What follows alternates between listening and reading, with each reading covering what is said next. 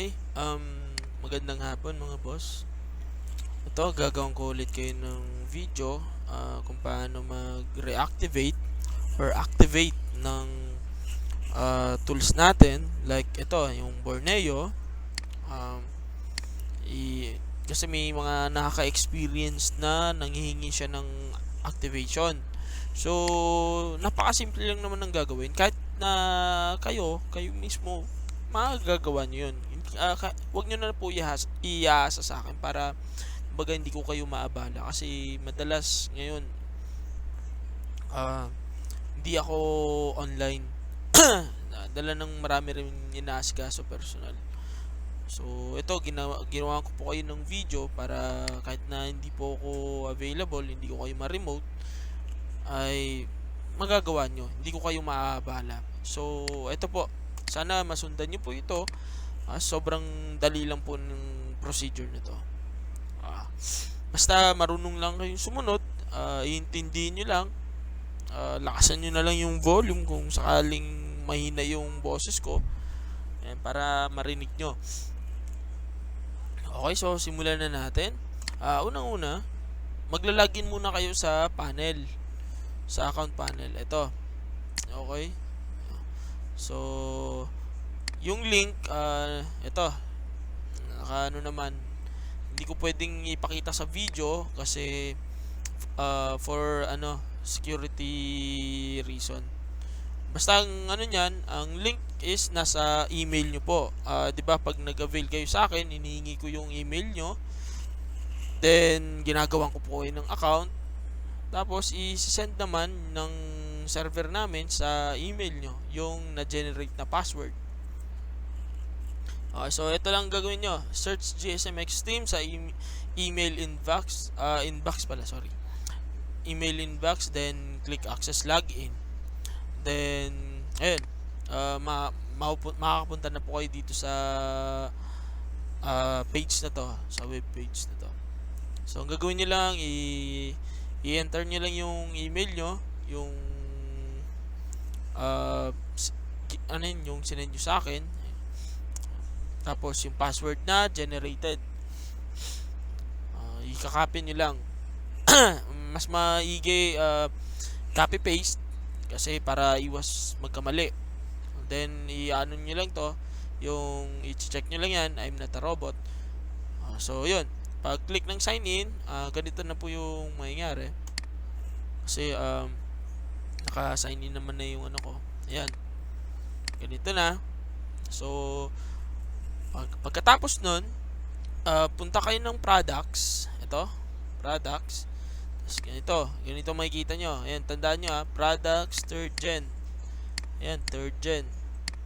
Okay. So ang i-activate natin ngayon is yung Borneo. Yung Borneo schematic. So ganito lang ang gagawin. Tandaan nyo ito yung may naka-indicate naman XTM support tool at XTM Borneo. Means ito yung Borneo, ito yung loader. Ito support tool lang po ito. Ginagamit to sa pag-reactivate ng tools. Yan, okay? So, i-open na natin. Dapat yung support tool, wag nyo pong i-open ng wait lang. I-exit muna natin. Muna natin to. Sagabal. Okay. Dapat naka-set to sa dito sa compatibility. Yan, naka-check yung run this program as an administrator. Check nyo lang yan, then okay, or apply. Then, tapos saka nyo i-open. Pag nag-open na, and paalala ko lang din pala, dapat yung support tool, pag in-open nyo, walang error na lumabas. Kung may error na lumabas, ang gagawin nyo doon, i-exit nyo yun, then reopen. I-open nyo ulit. Dapat walang error. Kasi di po kayo makakapag-generate kapag may error. Okay? So, yun, ganun lang kadali, ganun lang kasimple. So, antayin lang natin. At ito pa, dagdag ko lang, ayan. Pag ganito may error, click OK lang, then exit, tapos open ulit.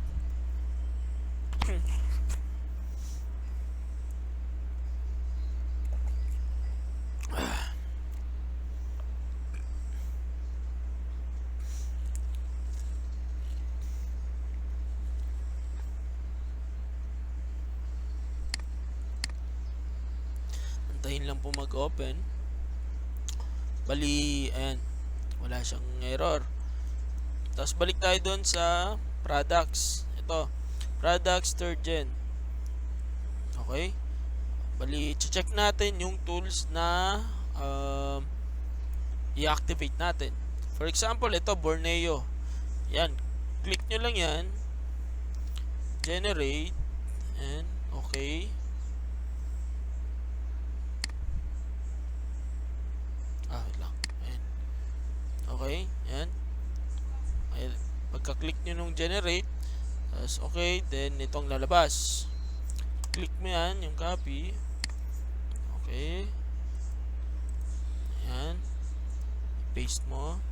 And kasi kapag click mo niyan, yan, pag click mo, 'di ba may nakalagay authentication key, copies to clipboard successfully.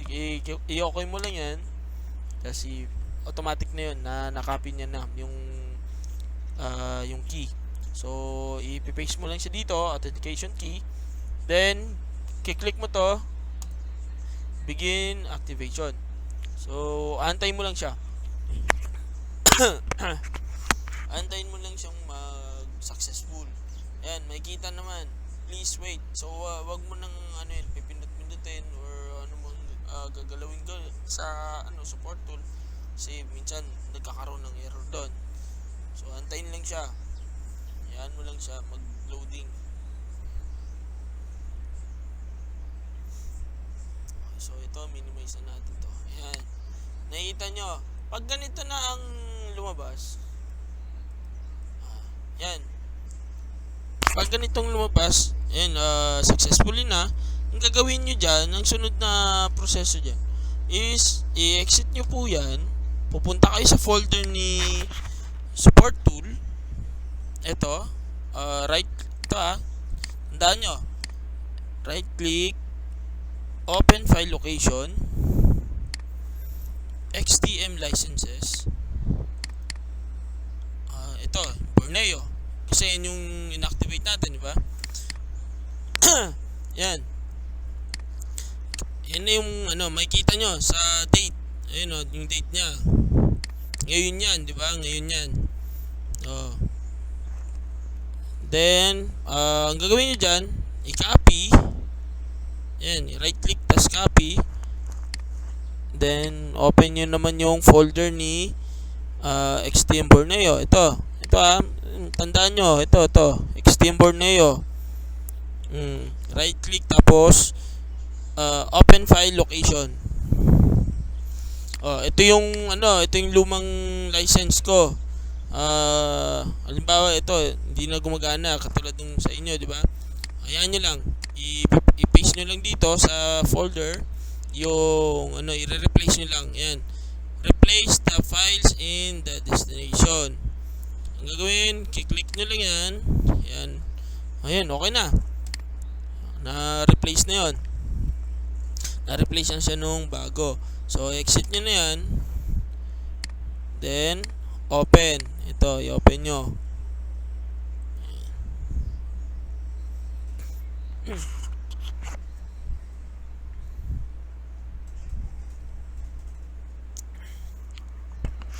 Ganun lang kasimple ang pag-reactivate. Wala nang ibang gagawin. Ganun lang. Diba? Napakadali. Hindi ko alam. Yung iba, tamad lang talaga panurin yung tutorial na ginawa ko. Ito, gusto ko lang din linawin sa inyo, mga boss. Unang-una, binili nyo lang po sa akin is yung software, yung account. Sa iba po, hindi po sila nagre-remote. Pag bilhin nyo ng account lang